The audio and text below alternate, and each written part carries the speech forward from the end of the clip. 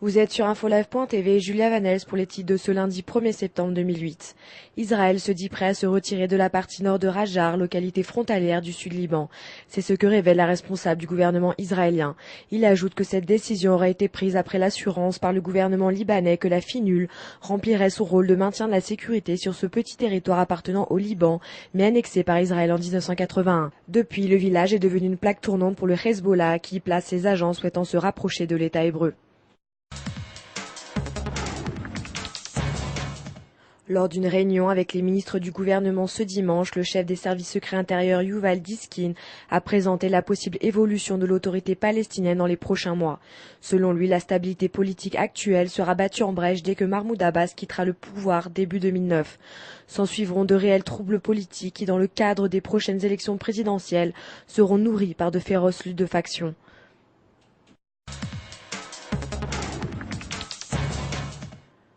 Pour le vice-premier ministre Chaim Ramon, si le Hamas ne revoit pas ses exigences, Israël ne pourra continuer les négociations pour libérer le soldat Gilad Shalit.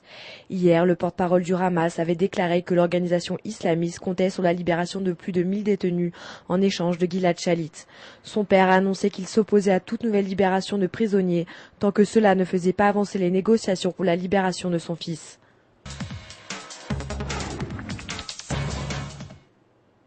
Des milliers de réservistes de Tsahal qui ont servi plus de 23 jours en 2007 vont recevoir des versements supplémentaires à partir de ce lundi dans le cadre d'un nouveau système de paiement mis en place dernièrement.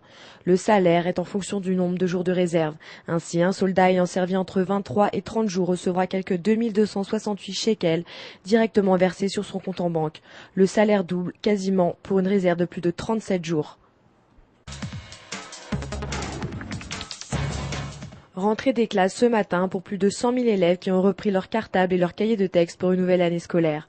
Dans le cadre de nouvelles réformes, la ministre de l'Éducation a déclaré que 2008 s'ouvrait sur un programme différent et plus d'investissement. Cependant, certaines écoles situées près de quartiers arabes n'ont pas pu ouvrir leurs portes aujourd'hui à cause de problèmes de sécurité et d'un manque de fournitures. Nouveau sur InfoLive TV, vous pouvez visionner toutes nos vidéos en un seul clic sur le lien qui apparaît à gauche de l'article.